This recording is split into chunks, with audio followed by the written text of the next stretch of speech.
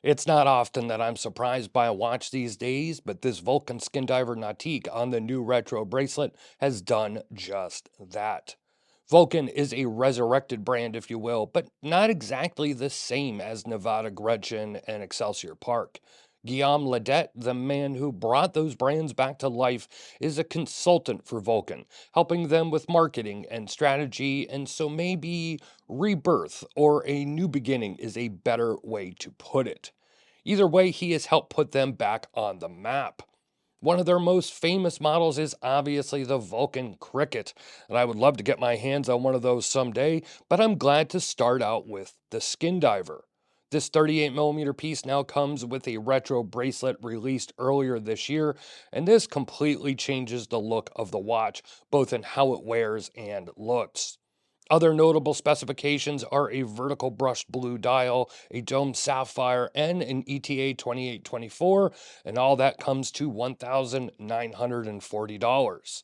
Let's see how it all stacks up.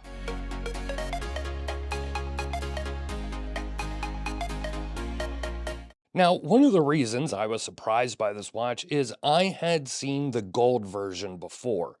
Yes, there's a gold plated version as well as a bronze version of the Skindiver, and I can't keep track of how many stainless steel models there are now, but it's quite a lot. But the gold one, despite being gold plated, just didn't have the pizzazz to it. The dial was a matte dark blue dial, and the one I saw and handled was a plain black leather strap it was on, and that goes for about $100 more than this stainless one, and it only comes with leather or rubber strap options, no bracelet. Now, I'm not a gold watch guy to begin with, but that watch to me was just lacking. But then I got this blue dial on bracelet in for review, and I have to say, everything changed. Yes, it's 38 millimeters. Yes, the bracelet is somewhat skinny, but there is just something about this piece. It's just got all that retro and vintage goodness while also being very well made and finished. Now, let me go ahead and get all the specs on screen while I ramble. But as I said in the intro, this is a $1,920 watch. Let's just say $2,000. And I know it's not cheap.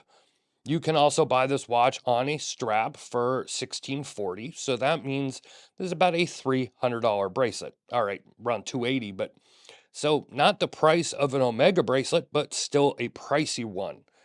And I, of course, remember the days when you can get a ETA 2824 movement in a $650 watch, but times have really changed. Yet this is a very striking watch, and sometimes, like with anything we collect or purchase, that's all that matters. I'm not saying this watch is not worth the price, though I would like to see it a few $100 cheaper if I'm being honest, but sometimes those good looks trump everything else.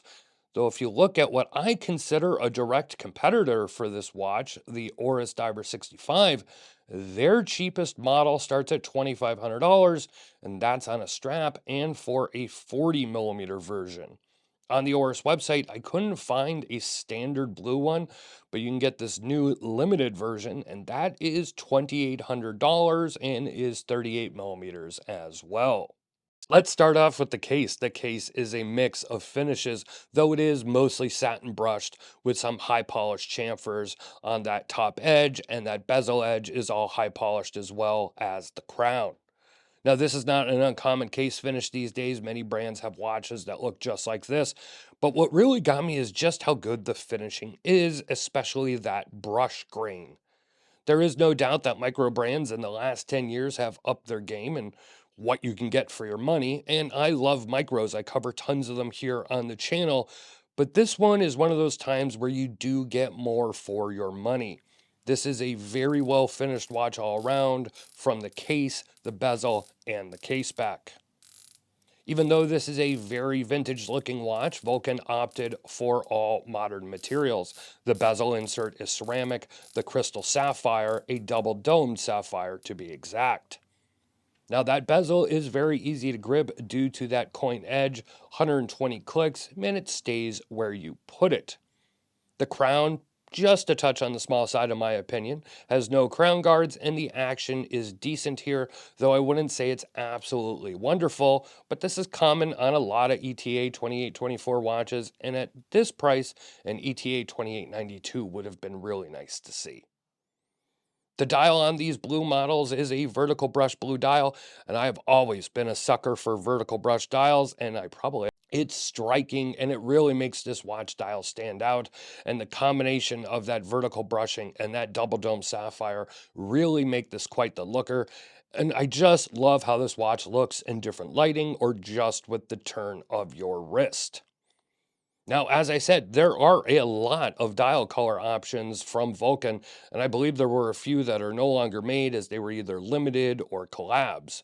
But if you don't like blue, there is a purple, a black, an orange, and a brown currently.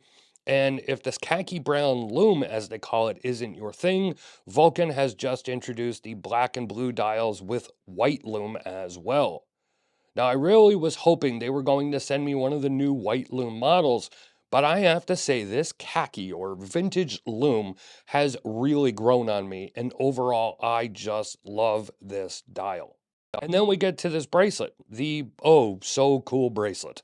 I pretty much love everything about this bracelet, and the only thing I would change is the size, meaning I wish it was a little wider, but otherwise, it really is just so cool and funky, and you really just can't get any more retro than this. Even the clasp is retro styled, but inside it has a modern surprise. Yes, this vintage looking clasp has the on the fly adjustment and one that works quite well in my opinion. And though that large clasp with those thick, high polished sides are going to get pretty scratched up, even I have to admit it looks really good. And those bracelet links have some high polish to them as well. The very edge of the bracelets are cut and polished, almost giving them a faceted look, yet at first glance it looks mostly all brushed. The end links fit up to the case perfectly, and if you are wondering how it wears, well, much better than it looks like it would.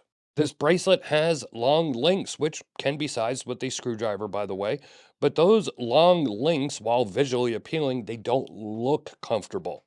Yet they are. I can't really explain it, but I've not had any discomfort while wearing this watch on the bracelet. It doesn't catch hair, and while it doesn't exactly drape on the wrist, it does curve pretty well, at least on my 7.5 inch or 19.05 centimeter wrist. Now, I've talked about sizes in my last few videos, and if you've been reading the reviews or watching the vids here in the last, say year or two, you will see that I've really tried to showcase a wide array of sizes. And the last watch was a 42 millimeter chronograph, and now we have a 38 millimeter retro diver. And coming up are some bigger watches again in future reviews with a 43 and 44 millimeter watch. And maybe I am just mesmerized by the bracelet and the dial, or maybe I'm just getting, more used to these smaller watches. But I don't think it looks bad on me, even with the 18 millimeter tapering to 16 millimeter bracelet. Now, that all said, I would absolutely kill for one of these in 40 millimeters with a 20 millimeter bracelet.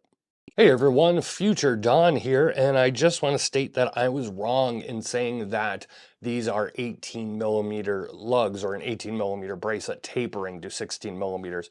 It is in fact 20 millimeter lugs and a 20 millimeter bracelet at the top, and it tapers to 16. So if anything, I'd like to see not such a drastic taper to it. Otherwise, let's get back to the rest of the video. Now, not everything is all sunshine and roses, and the one area I was disappointed was the lume. But not the lume on the dial exactly. It glows as well as I was expecting a smaller watch with small printed indices to do. But there is something missing, and that would be the lume on the bezel triangle. Now, I know this is a Skindiver and all, but it just looks really out of place for that triangle to not be lumed.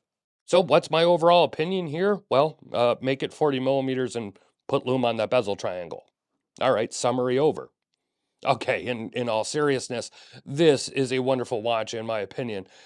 I could tell you that my opinion on it would be very different had Vulcan not introduced this fantastic bracelet. And unless you are someone who just absolutely hates bracelets with a passion, I can't see any reason to purchase this watch on a boring tropic rubber that is used on almost every watch these days. The bracelet really gives this watch a unique look that sets it apart from others, and combined with that case finishing, that brushed blue dial, and sapphire, this is a great retro diver. And of course, I'd want it to be cheaper, but with all it offers, it is in line with others at this price point. But as you know, that's just my opinion, so let me know yours. Do you agree with me or do you disagree? Either way, let me know down in the comments below.